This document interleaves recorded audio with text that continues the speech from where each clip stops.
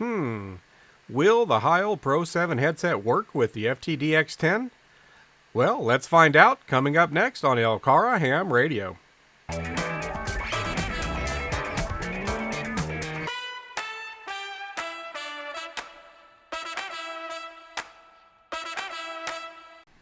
Hello folks, this is Chris, KY4CKP for Lake Cumberland Amateur Radio Association. Well, that's the question of the day. Will the Heil Pro 7 headset work with my FTDX-10? I actually purchased the Pro 7 a year ago, more than a year ago maybe now, to use in the field for field days and for POTA activations and just mobile operations. And I've used it a few times. I don't use it all that often, and I don't typically use it when I'm at home in the shack. I just don't typically need it. I could use it if I was going to do some real late operations or something. And I've seen some emails flying around from the groups.io forums. There's a number of forums dedicated to the FTDX-10, and I know I had seen some emails flying around about people maybe struggling a little bit to get the Pro 7 and some of the other related models to work with the FTDX-10. And so I finally got to thinking, well, I don't think I've ever hooked it up and tested it. I had it working with my FT991 Alpha that I had here in the shack for a while until I got the FTDX-10. So I finally got curious enough. I said, well, let me test it out. Let me just get the headset out. And with the cables I currently have, at least, basically the cable I bought for the 991A, is it going to work with the FTDX-10? So the cable that I had bought again some time ago was the sort of official 81-YM Yaesu Heil sound headset adapter that has the modular plug for the radio and then the two inputs for the push to talk and for the microphone.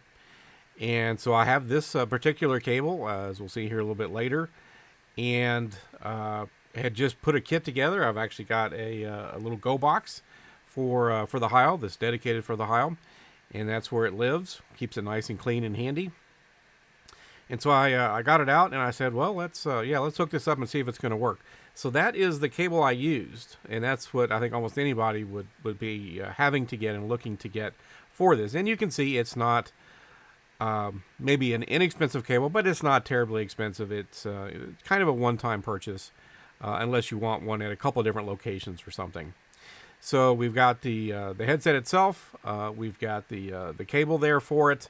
And the other thing that I've seen with some emails flying around from the forums is that there is some new firmware that is available. And so that's something else I wanted to just talk about briefly. I've done a video before on updating the FTDX-10 firmware. And so with that, you can go back and watch that video. It's not normally very difficult. Again, some people may struggle with that a little bit. I did a video on that some months ago when I first got the FTDX-10. But I had also noticed that there was some newer firmware from the last time I had updated the firmware. I wasn't really having any particular problems with my radio. I don't use quite a number of the functions with it. I don't do CW and band stacking and some of the other contesting and things that people do that push the radio more to its limits and use more of its functions. But I was aware, again, seeing emails flying around out of the forums, that there was new firmware. So when you go to Yaesu's website, as we can see here, sure enough, there was some newer firmware from December of 2021. And I think the firmware I had was a few months before that, even though the radio is not all that old. They've released, I think this is the third new firmware for this, something like that already, which is nice that they're taking feedback and addressing things relatively quickly. So went over to the Yaesu website, grabbed the new firmware. I've already got an SD card properly formatted. You format your SD card on the radio itself. Let the radio itself do the formatting. And then you put that on. Again, you can refer to that earlier video that I made and other videos on updating firmware. And then copied it back and put it back into the radio and went into the menu systems and uploaded the new firmware. And I mostly did that because, generally speaking, there's two schools of thoughts on things like firmware and even drivers sometimes. If it ain't broke, don't fix it. And, you can also have the position of they're fixing various things with updates. And even if I don't know something's affecting me, or I may, sort of bump into something that could be affecting me, so I might want to stay relatively on the latest and greatest.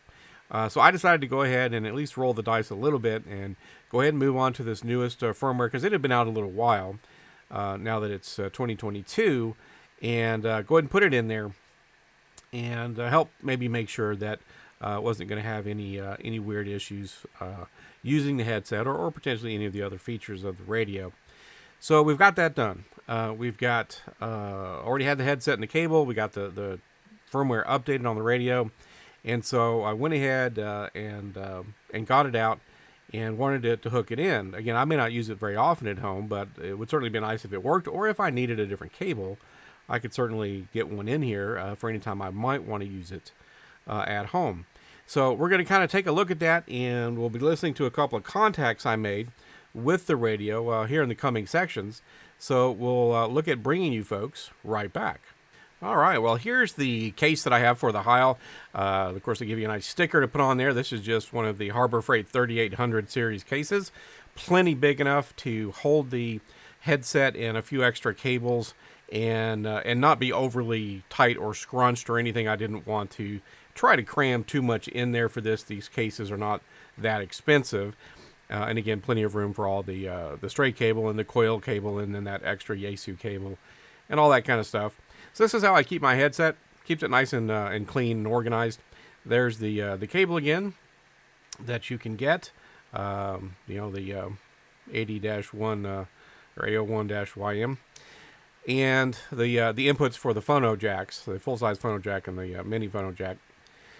There's the push-to-talk button. And so one of the things I wanted to do with my testing for my own personal setup was, because again, I had seen some comments on some of the forum posts where people were getting the headset to work, with the push-to-talk button, but they weren't getting it to work with VOX for some reason, voice-operated. And I don't normally do voice-operated communications, but of course the radio has that.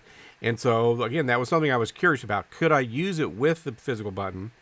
And then would it work with voice-operated? So I did a couple of contacts, and I recorded just a couple of them. You'll only hear the remote side of the conversation. The radio doesn't record my side of the conversation.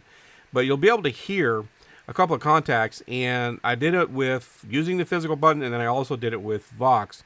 And both seemed to work just fine. And, of course, the one person gave me a good sound report on that. So let's listen to this first contact. This is using the push-to-talk button, and then we'll come back for a moment. Tango Oscar 6 Sierra, this is 975. Kilo Yankee 4. Kilo Yankee 4, Charlie Kilo Papa 59. Thank you, Tango Oscar 6 Sierra. All right, so the headset worked just fine using the physical push-to-talk button that we can see here. So not a problem with that. Some people don't like to use that button, or just the form factor maybe, or they make a real more typical pedal, floor pedal type button that you can use with the radio.